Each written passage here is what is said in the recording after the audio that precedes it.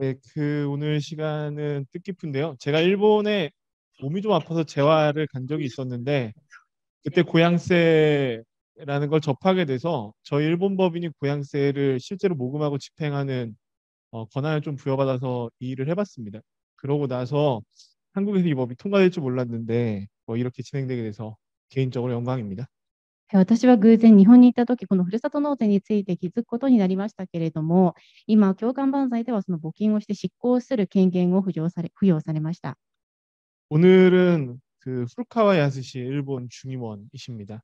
전 사가현 지사를 역임하셨고 오래 전부터 지역과제 해결 자체를 위한 자발적인 마을 만들기를 강조하신 정치인이시고 일본 내에서 지정 기부로 고향사랑 기부제, 그러니까 고향세 제도가 운용되게 만드신 입지적인 인물이십니다. 本日一緒に対談をする方は古川先生で、古川康日本衆議院議員であり、元佐賀県知事を務めてこられた方で、一足早く地域課題の解決に向けた自発的なまちづくりの重要性について認識され、官民が協力する形の CSO 指定寄付のふるさと納税を作った方です。 제가 사가현의 지정기부 제도가 아주 인상적이었던 건 그러니까 우리는 지정기부라고 하면 굉장히 교조적이거나 아니면은 굉장히 관념적으로 뭔가를 해야 되는 이런 것들로 보이지만 실제 지정기부 단체를 지정하는 건 유엔에서 얘기하고 있는 시빌 소사이어티 조직들 예를 들면 부녀회라든가 자치회 아니면 뭐 노인회 일반적인 사람들이 모여 있고 그 사람들이 엄청난 일을 하지 않지만 내가 실제로 이 고향사랑 기부제의 모금을 통해서 지역사회를 바꿔보겠다는 건강한 사람들이 다양한 활동을 할 수 있는 기반들을 조성해줬다는 점이 이 사가현의 이 지정기부 제도의 핵심이었다고 보였고 그게 인상적이었습니다. はい、私が佐賀県の事例を見て印象的だったと思ったのは、もともと指定寄付といえば非常に固いイメージがありますが、それは実際に見ると、佐賀県の事例を見ると、それを取り組んでいる方々が扶助会や自治会、そして老人会など一般の市民がみんな参加して、募金をして地域を起こすための取り組みを直接しているといったことを見て、非常に印象的だなと思いました。 네, 그럼 제도에 대해서 의원님 모시고 간단히 질의응답을 좀 진행하고 그다음 플로어의 질의응답을 받도록 하겠습니다. この制度について古川先生から簡単に説明をいただき、残っている時間には質疑応答にしたいと思います。 의원님 안녕하십니까? 일정으로 바쁘시다고 들었는데 시간 내주셔서 감사합니다. 먼저 간단히 한국 사람들에게 자기소개를 해주시길 부탁드립니다. 古川先生、お会いできて光栄と思います。機会の日程でお忙しいところ、お時間割いていただき誠にありがとうございます。まずは簡単に自己紹介をお願いしたいと思います。 안녕하십니까. 소개받은 저는 일본 국토교통대신정무관 후루카와 야스시라고 합니다. 오늘은 여러분한테 인사할 수 있는 것을 매우 기쁘게 생각합니다. 더 이상 말할 수 없습니다. 미안합니다. 私は古川康です。 네, 안녕하십니까. 저는 후루카와 야스시입니다. 네. ふるさと納税が始まった経緯について少しだけ話をさせてください。 네, 이 고향세가 시작된 경위에 대해서 좀 말씀을 드리겠습니다. 私は2003年から2014年まで佐賀県で知事をしていました。 네, 저는 2003년부터 14년도까지 사가현 지사였습니다. その時に全国知事会の一員としてふるさと納税の制度の創設に取り組みました。 그때 이제 많은 지자체의 한 명의 일원으로 고향세 추진을 위해서 노력을 했었습니다. それはなぜだったのか。 네, 그런데 왜 그렇게 노력을 했을까요? 私自身がそうでありましたが、私は佐賀県で生まれて育ちました。 네, 일단 저 같은 경우에는 사가현에서 나고 자랐습니다. 佐賀県の教育を受けました。 그리고 사가현에서 교육을 받았습니다. その後、東京の大学に進み、そして、全国を回りながら仕事をするという道を選びました。 네, 그 이후에는 대학을 이제 도쿄로 갔었고요. 그 이후에는 전 지자체를 돌면서 전 지역을 돌면서 일을 하는 직업을 가지게 되었습니다. 日本でも韓国でも地方に生まれ育った人が都会の学校に行き、そして都会で働き続けるという事例は多いのではないでしょうか。 일본도 한국도 마찬가지로 이 지방에서 공부를 하고 나고 자란 사람들이 도시로 나가서 도시에서 일을 하게 되는 케이스가 많지 않습니까? そしてそういう人がやがて定年を迎え、高齢化、年を取ってくれば地元に帰ってきたりもします。 그리고 그러한 사람들이 정년이 다가오거나 이제 고령화가 되면 다시 내가 살던 지역으로 돌아가고 싶다라고 생각하기 마련입니다. 今度は自治体の福祉のお世話になります。 그렇게 되면 또 지자체의 복지에 기대게 되는 것이죠. 小さい頃は教育でお世話になり、お金を稼ぐときは都会で稼ぎ、そこに納税をし、そしてまたお金を稼げなくなったら地方に帰ってくる。これが典型的な姿と言えるのではないでしょうか。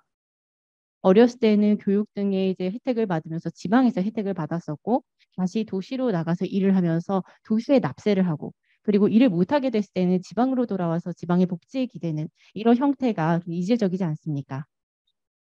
このお世話になったふるさとへ、地方へ、何らかの形で恩返しをすること、それができるような税制が作れないかというのが私の夢だったのです。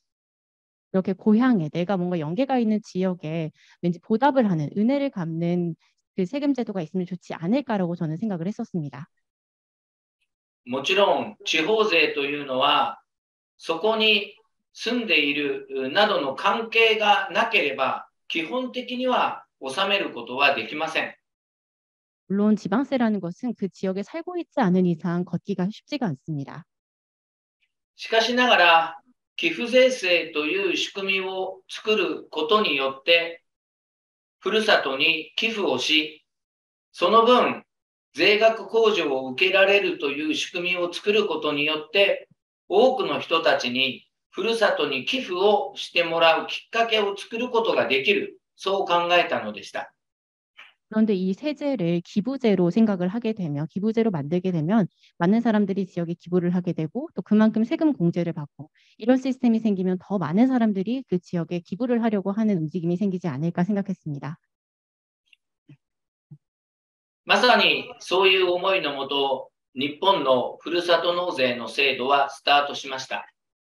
네, 정말 그러한 취지에서 일본의 고향세가 시작되었습니다. 私はその制度が始まった時にもう一つのことを考えていました。 그리고 저는 이 제도가 시작되었을 때 또 한 가지 생각한 게 있습니다. このふるさと納税という制度は税金の使い道を政府や議会や首長だけが決めるのではなく、自分も税金の使い道に参加することを決めることに、税金の使い道を決めることに参加することができるという制度だということでした。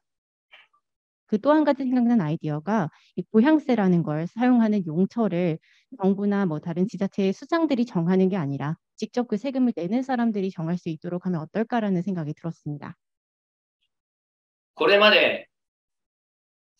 で佐賀県内にあるさまざまな団体が行っている地域のためになる活動、その活動に対してふるさと納税で支援をするということができないだろうか、そのように考えたのでした。 네, 그래서 그때까지 사가현 내에서 그 지역을 활성화시키기 위해서 했던 뭐 여러 가지 단체들의 노력들에 고향사랑 기부제, 고향 납세를 활용을 해서 어떻게 지원을 하지 못할까라는 생각을 하게 되었습니다. そうして始まった制度が2011年度からスタートした佐賀県の寄付税制でした。 네, 그렇게 시작된 저희의 기부제, 하나의 기부제가 2011년부터 시작된 사가현만의 그 지정 기부제였습니다. 最初の制度の時にはこの具体的な団体を指定して寄付をするということができず、あくまでも分野を指定することにとどまってました。 네, 처음에 이 제도를 만들었을 때는요, 구체적으로 단체를 지정을 하지는 못했고요, 어디까지나 이제 대략적으로 활동 내용 등을 살펴서 선택을 하게 만들었었습니다. これもそれなりに反応はありましたが、これを何年か続けているうちに、もっと具体的な団体に対して寄付が直接渡るようにしてほしいという声が出てきました。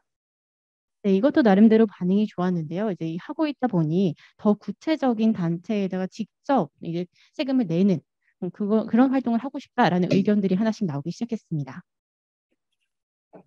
それが今の NPO と指定寄付という制度です。 그게 지금 말씀드리는 NPO 지정 기부입니다. 先ほどご紹介いただいたように、佐賀県では団体を指定して、その団体の活動のためにということで寄付をすることができます。 네, 아까 말씀드렸듯이 사가현에서는요, 단체들을 지원을 해서 그 단체가 하는 활동들에 돈을 지원할 수 있는 시스템이 생겼습니다.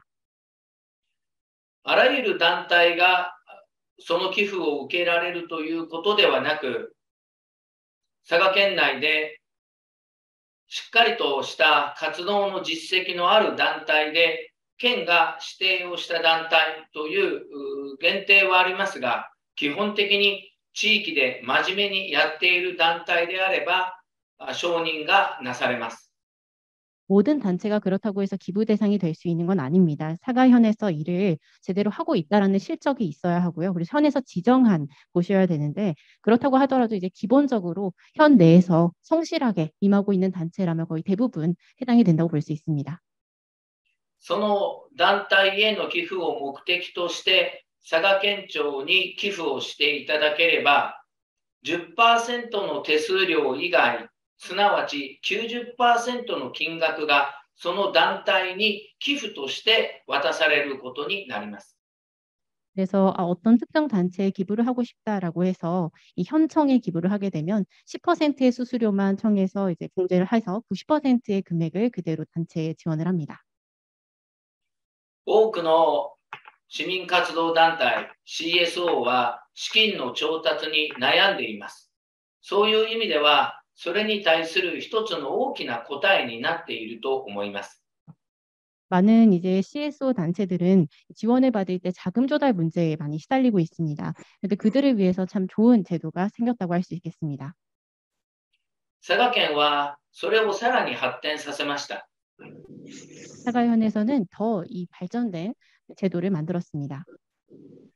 佐賀県で長い期間にわたって活動していない団体であっても、佐賀県に拠点を設けて活動をする意思を持っている団体を誘致するということを始めたのです。 오랫동안 활동을 하지 않고 있는 단체더라도 이 자신들이 사가현에 거점을 두고 활동을 하겠다는 의지가 있다면 그들을 유치하는 그런 제도를 만들었습니다. 例えば、災害支援の NPO などがそうです。 예를 들어 재해지원 NPO 등이 이게 해당됩니다. このような NPO は佐賀県に拠点を持って活動することによって、佐賀県に対するふるさと納税の受け皿になることができ、そのふるさと納税の資金を活用してさまざまな活動をしてくれています。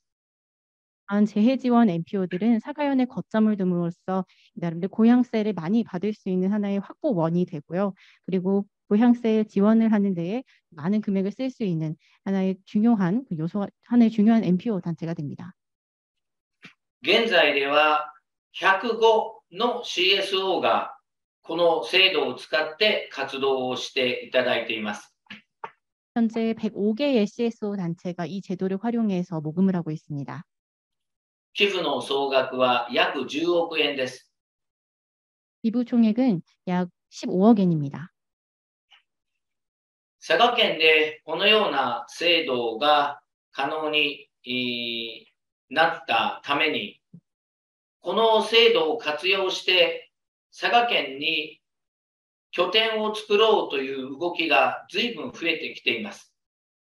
네, 사가현에서 이러한 제도가 생기자 많은 기업들, 많은 사회적 기업들 등이 사가현에 거점을 두려고 현재 노력하고 있습니다. 佐賀県に誘致で来た NPO たちは、ふるさと納税の魅力と並んで、佐賀県という地域がこうした市民活動に対して理解のある土地柄だった、人に優しくしてもらえるということなどを佐賀県の魅力として語っていただいています。 네, 사가현에 유치된 이런 NPO 기업들은요, 고향세 자체가 매력적이라는 것도 있지만 이 사가현 지역이 많은 지원을 보이고 따뜻하게 지원을 해준 이런 모습 자체가, 그 현 자체가 매력이 있다라고 많은 대답을 해주셨습니다. 外から来た人たちを温かく迎え、一緒になって地域で活動をしていこうという気持ちがなければ、ただふるさと納税の制度を作っただけでは足りなかったのではないかと思っています。 네, 그래서 저는 이렇게 따뜻하게 받아들이는 이런 마음이 없었더라면 아무리 고향세라는 것이 매력이 있다라고 하더라도 이렇게 많은 기업들이, 많은 사회 단체들이 참여하지 못했을 거라고 생각을 합니다. 日本のふるさと納税制度はいいところもたくさんありますが、やや返礼品合戦になってしまっている部分もあり、反省すべき点もあると思っています。 이제 일본의 고향세는 상당히 좋은 점들도 많지만 답례품 경쟁도 치열해지고 있어서 사실 이런 부분에 대해서는 반성의 여지들도 좀 있습니다. 今度始まる韓国のふるさと納税制度は、ふるさとコヒャンという言葉にサランが入っています。まさにふるさとへの愛、このことを失ってはならないのだと思います。 네, 그래서 앞으로 한국에서 시행될 고향세는 고향 사랑 기부제라고 해서 사랑이라는 단어가 들어 있습니다. 그래서 이 사랑이라는 걸 실현할 수 있는 제도가 되지 않을까 싶습니다. 韓国の制度がより素晴らしいものになり、多くの方々に活用されることを期待して、私からの挨拶とさせていただきます。ありがとうございました。 한국에서 시행되는 제도가 많은 인기를 받아서 많은 분들이 활용할 수 있는 좋은 제도가 되기를 기념하면서 저의 인사에 가름하도록 하겠습니다. 감사합니다.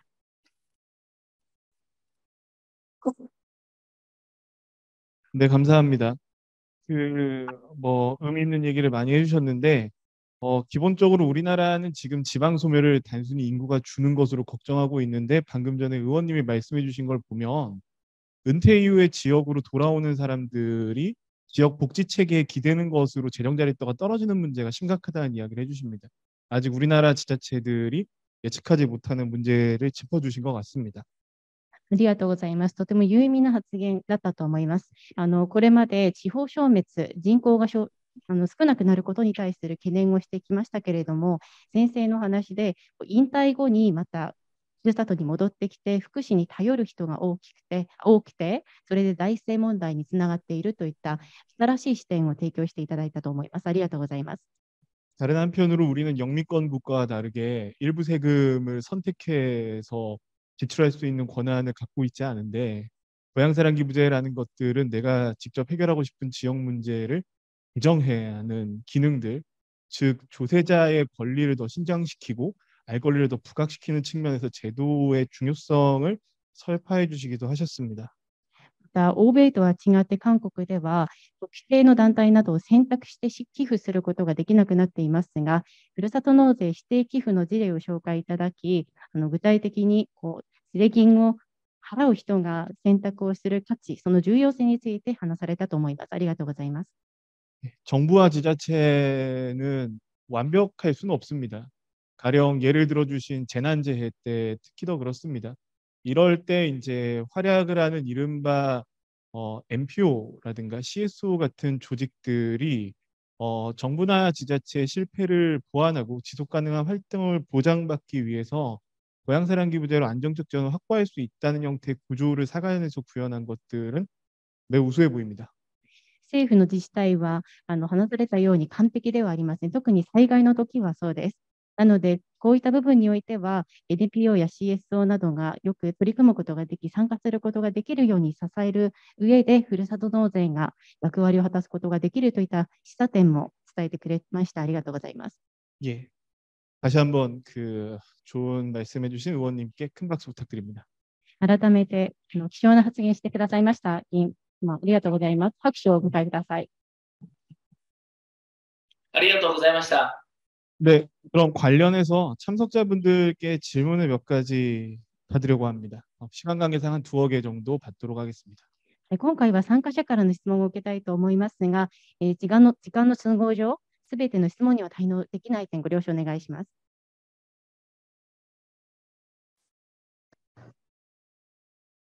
질문해 주세요. 네.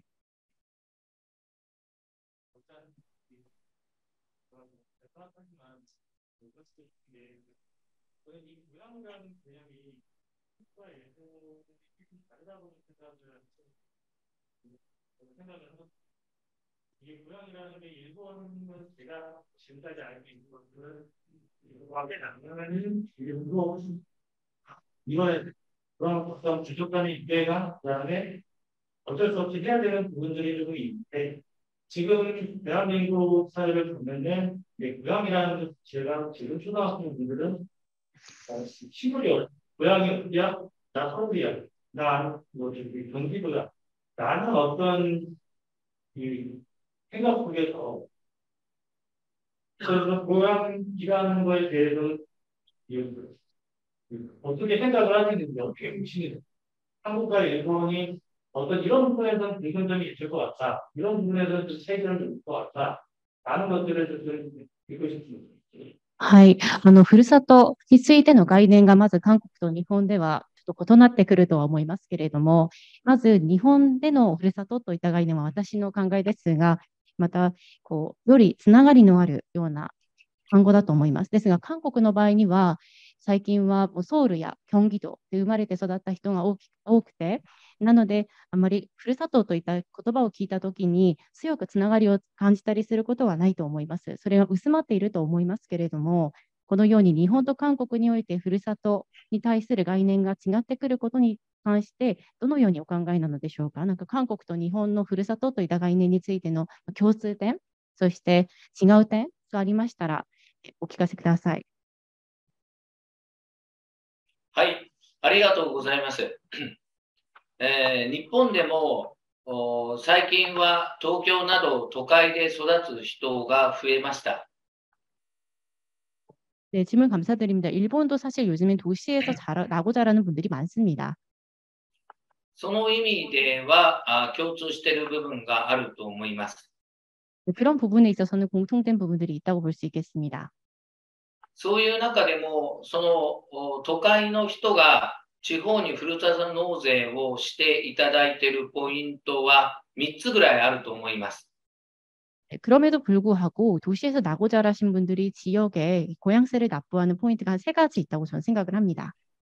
一つは別荘がある、何度も観光に行っているなど、その人、都会のその人がある地方に対して親近感を持っているということです。 두 번째로는 별장을 가지고 있거나 그 지역에 관광을 하면서 해당 지역에 대한 친근감을 가지고 있는 경우가 있다고 볼 수 있겠습니다. また自治体同士が交流していて、都会の自治体が田舎の自治体と交流をしているという例もあります。こうした場合には、その交流先の自治体にふるさと納税をするという人たちもいらっしゃいます。 그리고 또 지방과 도시와의 교류를 통해서 이 지역에 애착을 가지시게 되는 분들도 계시다고 생각을 합니다. 예를 들어서 지방에 있는 학교와 도시에 있는 학교가 서로 연계를 맺거나 하는 그런 방식으로 연결고리가 생기면서 실제로 고향세 납부하시는 분들 중에서 이런 게 계기가 되어서 납부하시는 분들도 계십니다. それと3つ目、これが一番大きな点ですが、そういう関係がなくても、ふるさと納税の返礼品が魅力的であれば、その自治体にふるさと納税をするという人が非常に多いです。 네, 세 번째는요, 아주 중요한 부분인데 관계 없어도 이 고향세의 사용처, 이것을 어디에 쓰느냐에 매력을 느껴가지고 기부해 주시는 분들이 있다는 것입니다. これはもともとのふるさと納税が始まった時の趣旨とは若干ずれているのは事実ですが、こうしたことが多いのも否定することはできません。 네, 사실 이거는 처음에 이제 고향세를 만들었을 때 치지만 조금 다를 수 있지만 그래도 지금의 고향세를 있게 해주는 데에 아주 큰 배경이 됐다고 볼 수 있겠습니다. 네, 감사합니다. 제가 질문 하나 드리겠습니다.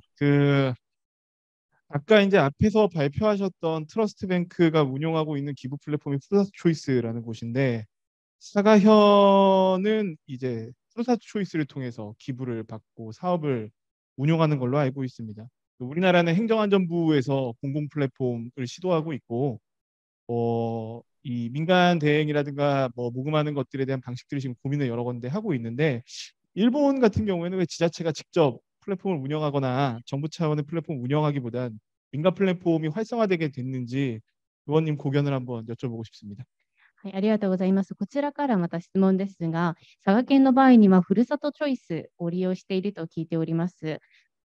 なぜ佐賀県をはじめとする多くの自治体で独自のプラットフォームを運営するのではなくて、民間のプラットフォームを選んでいるでしょうか。はい、そのふるさとチョイスなど民間のサイトの方が使いやすいからということに尽きるかもしれません。 네, 사실 이 민간에서 제공하는 플랫폼이 상당히 쓰기가 편합니다. 효율성 부분에서 아주 뛰어납니다. 例えばCSO の誘致の関係である団体に寄付をしたいと思っている人は佐賀県のサイトにアクセスをしていただくことも多いかと思います。 물론 이 시민 활동을 하시거나 하는 분들, 사가현에 이제 관심이 계신 분들은 사가현의 사이트를 따로 찾아오시는 분들도 계시긴 할 겁니다. ただ先ほども申し上げたように、返礼品に魅力を感じて、ふるさと納税しようという人から見ると、佐賀県以外のところも、ふるさと納税先としては可能性があるわけです。 네, 하지만 이 사가현 외에도 이제 다른 지역의 정보들도 보고 싶으신 분들도 분명 계실 겁니다. そういう人たちから見ると、ふるさとチョイスを使って、あちこちのふるさと納税の魅力というものを比べるということが普通に行われていると思います。 네, 아무래도 그렇게 제도를 이용하시는 분들 입장에서는 후르사토 초이스와 같은 사이트를 이용하시는 게 정보를 한 번에 볼 수 있기 때문에 훨씬 유용하다고 생각할 수 있겠습니다. 自治体が作るより民間が作る方がより魅力的なサイトを作ることができるというのは間違いないと思います。 그리고 지자체에서 만드는 것보다는 민간에서 만드는 것이 훨씬 더 매력적인 플랫폼을 만들 수 있다는 데에 사실 이견은 없다고 생각합니다. ただ一方でその寄付をいただいた分の一部が何%かがその民間の会社に行ってしまうというのは正直残念なところでもあります。 하지만 물론 기부 금액을 받는 것 중에 일부는 어쩔 수 없이 민간 기업으로 흘러갈 수 없다라는 그런 시스템에 있어서는 약간 아쉬운 부분도 있긴 합니다. 네, 감사합니다. 즉 이런 말씀 같습니다. 네이버 해피빈이나 다음의 가치가치처럼 기부자 입장에서 봤을 때 직관적이고 기부하기가 편하고 트렌디한 플랫폼 때문에 민간 플랫폼이 자연스럽게 자리 잡았다는 말씀으로 이해했습니다. 연결돼서 온라인상에 질문 들어온 것과 플로어에 질문 들어온 거를 조합해서 마지막 질문을 드리겠습니다. 질문이 크게 두 가지인데요. 하나는 고향세는 이른바 지방자치단체가 기부금을 모집할 수 있는 권한을 가진 거기 때문에 지자체가 기부금 영수증을 발급합니다. 사가현처럼 예를 들면 CSO를 지정해서 이 제도를 운영하게 되면 CSO한테 상당 부분 자율적 권한을 부여해야 되는 숙제가 생깁니다. 이게 우려가 없었는지 아니면은 잘못하게 되면 행정이 책임져야 할 텐데 이 부분에 대해서 어떻게 고민하고 진행하셨는지 먼저 여쭙겠습니다. はい、また質問がありますけれども、ふるさと納税の場合には、自治体が寄付金をもらうときに、自治体で領収書を発給すると聞いております。で、例えば CSO が寄付を設けることになると、CSO で自律的な権限を持つことになりますけれども、それを権限を移譲する上で懸念はなかったのでしょうか。行政の方で民間のミスまで責任を負う必要があるかもと思って躊躇する自治体も確かにあると思いますが、いかがでしょうか。はい、それは心配をしました。果たして、うまくいくだろうかと心配しました。네, 말 그대로 저도 많이 고민을 했었습니다. 그런 부분에 대해서 저도 걱정을 했던 바입니다. しかしながら、佐賀県庁がそのふるさと納税の受け皿になる団体を指定するときに、その団体がきちっとした運営ができる団体であるかどうかの確認をした上で指定をするようにしました。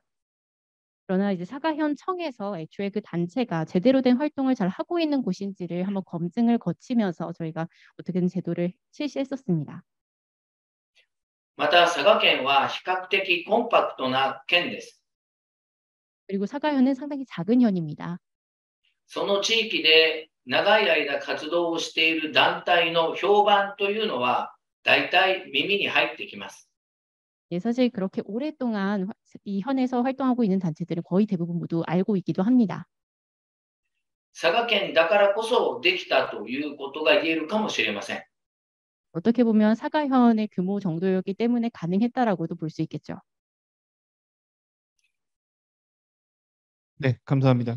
즉 조언을 좀 드리자면은 사가현은 원래부터 민간협력 부서라고 그래가지고 민간협력을 주로 이제 교육하고 인큐베이트하는 부서가 있었는데 기본적으로 민간협력에 대한 토대가 마련돼 있고 일정 정도의 부정적인 예측이 될지 몰라도 상호 신뢰를 통해서 제도 기반이 자리 잡힌 것 같습니다.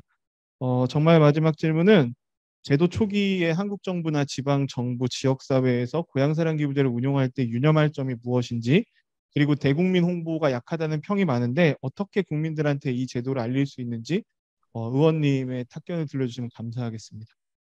はい、また最後の質問ですけれども、実施した初期には確か政府や自治体に対してふるさと納税を実施する上でいろいろと懸念すべき点があると思います。で、肝に銘じて何か念頭に入れて注意すべき点がありましたらお聞かせいただきたいと思いますし、またマーケティングがあまりにも弱いといった意見も最近ありますけれども、そういった部分をどう補充することができるかについてお聞かせください。今、私たちの国もふるさと納税は試行錯誤中です。 네, 사실 저희도 지금 이 고향세 관련해서는 시행착오 중에 있습니다. 良かったこととして思うのは、ふるさと納税は寄付税制の中でもワンストップサービスができる非常に簡単な仕組みにしたということです。 한 가지 그래도 잘했다라고 생각되는 부분은 이 고향세 기부제 같은 경우에는 원스톱 서비스라고 해서 아주 간단하게 기부할 수 있는 시스템을 구축했다는 점, 그 점이 아주 좋았던 점이라고 생각합니다.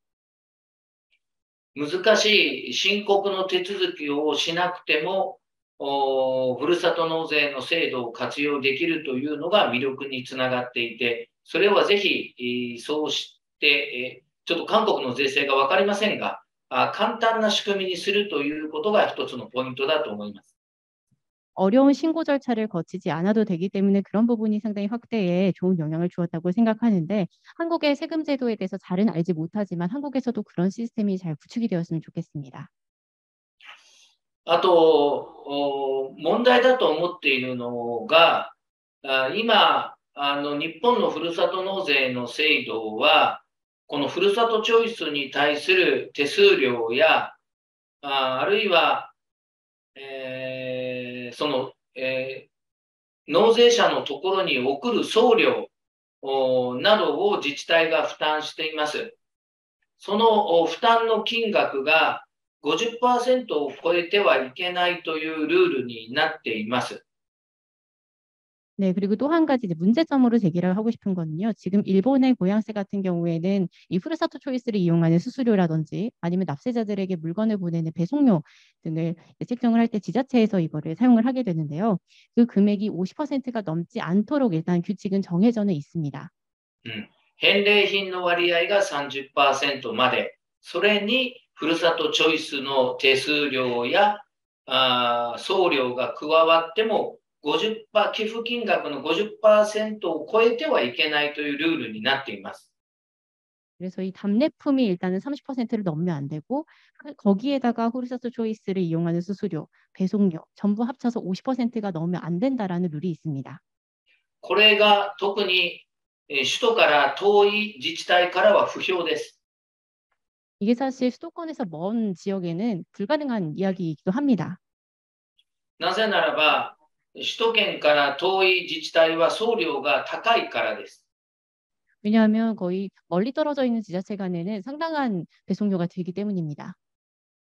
そういう何パーセントまでという制度を作るときには、送料は別扱いにした方がいいのではないかと思います。 그렇기 때문에 이렇게 퍼센테이지를 정확하게 정해서 만드는 룰과 같은 경우에는 이런 배송료라든지 이런 부분들을 더 꼼꼼하게 따져서 만들 필요가 있다고 생각이 듭니다. 예, 감사합니다. 그 일본이 지금 회기 중입니다. 의원님께서 어렵게 시간 내주셨는데 다시 한번 박수 부탁드립니다. ありがとうございます。 그 시간이 조금 넘었는데 의원님 혹시 마지막으로 뭐 해주시고 싶은 말씀 있으십니까? はい、時間とはなりましたけれども、議員様、また最後のどちらアドバイスとかアドバイスなどをしたいところはありましたら、どうぞお願いいたします。いえいえ、もうたくさんお話をさせていただきました。また、はい、いただきました。 네, 제가 드리고 싶은 말씀은 전부 드렸습니다. はい。また、韓国の制度も勉強させていただきながら、韓国の制度のいい部分はぜひ日本でも反映をさせていきたいと思います。 또 한국에서 이제 이 제도를 시행하게 되면 또 한국에서 실시되는 좋은 모범 사례들을 보고 일본에서도 저희도 많이 참고를 하고 싶다라는 생각이 듭니다. 예, 감사합니다. 그럼 이번 세션은 이걸로 마치도록 하겠습니다. 감사합니다. 예. ありがとうございました。今回のセッションはここまでとなります。はい、ありがとうございました。